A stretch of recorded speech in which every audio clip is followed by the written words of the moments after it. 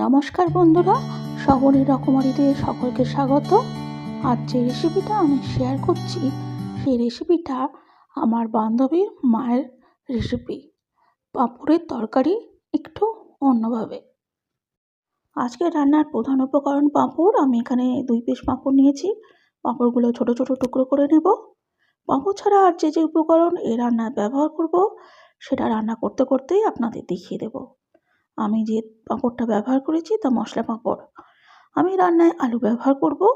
একটা আলু লম্বা লম্বা করে কেটে নিয়েছি, ডুমো ডুমো করেও কেটে নিতে পারেন। এখানে আমি হাফ বাটি ছোলা ভিজিয়ে রেখেছি।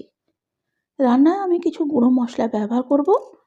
এখানে 1 চা চামচ ধনের গুঁড়ো, 1 চা চামচ জিরের গুঁড়ো, হাফ চা চামচ লঙ্কার গুঁড়ো, হাফ চা চামচ হলুদ গুঁড়ো আর 1/4 চা চামচ কাশ্মীরি লঙ্কার গুঁড়ো দিলাম।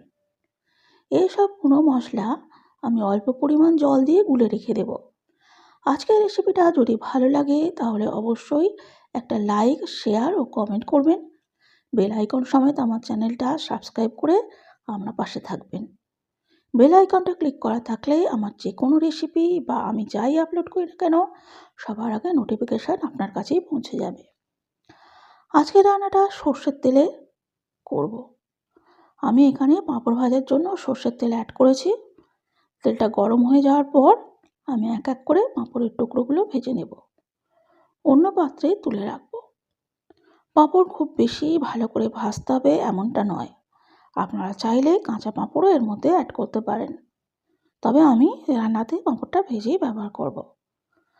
পাঁপড় ভেজে রান্না করলে তেলের পরিমাণ একটু বেশি লাগবে, আর পাঁপড় যদি না ভেজে রান্না করেন তাহলে তেলের পরিমাণ একটু কম লাগবে।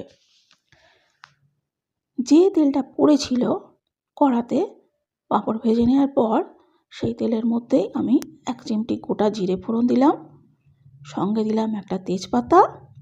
ফোড়ন ফাটার আওয়াজ হওয়া পর্যন্ত আমি অপেক্ষা করব। তারপরে আমি আলুটা দিয়ে ভাজা ভাজা করে নেব মিডিয়াম টু হাই ফ্লেমে।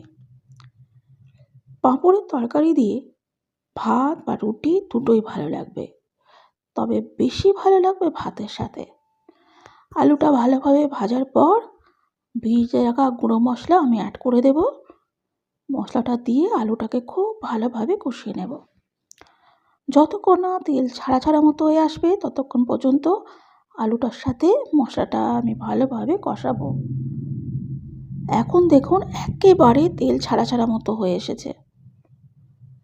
এখন আমি এর মধ্যে দিয়ে দিচ্ছি স্বাদ মতো নুন। পাঁপড়ের মধ্যেও নুন থাকে, বুঝে নুনটা অ্যাড করতে হবে। সব মশলা দিয়ে আলুটাকে খুব ভালোভাবে কষানো হয়ে গেছে আর তেল ছাড়া ছাড়া মতো হয়েও এসেছে। এবার আমি ছোলাটা দিয়ে দেব। ছোলাটা সিদ্ধ করে তারপর এর মধ্যে অ্যাড করতে পারেন, বা এই মশলার সাথে কষিয়েও কিন্তু তারপরে সিদ্ধ করতে পারেন। ছোলা আলু খুব ভালোভাবে মশলার সাথে কষিয়ে নিয়েছি। ভালোভাবে কষিয়ে নেওয়ার পর আমি পরিমাণ মতো জল অ্যাড করব। এখানে আমি একটু বেশি পরিমাণেই জল অ্যাড করেছি। চাপা দিয়ে হাই ফ্লেমে আমি এটা সিদ্ধ করব। আলু যাতে ভালোভাবে সিদ্ধ হয়ে যায় সেই জন্য আমি অপেক্ষা করব। এখন কিন্তু ঝোলের পরিমাণ অনেকটাই দেখা যাচ্ছে। এই রকম অবস্থাতেই আমি পাঁপড়গুলো অ্যাড করে দেব। ছোলা আর আলু সিদ্ধ হয়ে যাওয়ার পর একেবারে শেষের দিকে পাঁপড়টা অ্যাড করতে হবে। একটু ঝোলঝোল অবস্থাতেই পাঁপড় অ্যাড করতে হবে। পাঁপড় ঝোলটা অনেকটাই অ্যাবসর্ব করে নেয়, সেই জন্য ঝোলের পরিমাণ একটু বেশি রাখতে হবে। রান্নাটা একটু ঝাল ঝাল হলে খেতে ভালো লাগে। কেউ চাইলে এর মধ্যে সামান্য একটা মিষ্টিও অ্যাড করতে পারেন, তবে আমি এর মধ্যে মিষ্টি অ্যাড করব না। ভালোভাবে পাঁপড়টা ফুলে উঠেছে। পাঁপড়টা দেওয়ার পর মিনিট খানেক আমি ফোটাবো, তারপর আমি গ্যাসের ফ্লেমটা অফ করে দেব। এখন এটা ঝোল ঝোল দেখালেও এটা কিন্তু অনেকটা ঝোল অ্যাবসর্ব করে নেবে। তো রেডি হয়ে গেল ছোলা পাঁপড়ের তরকারি।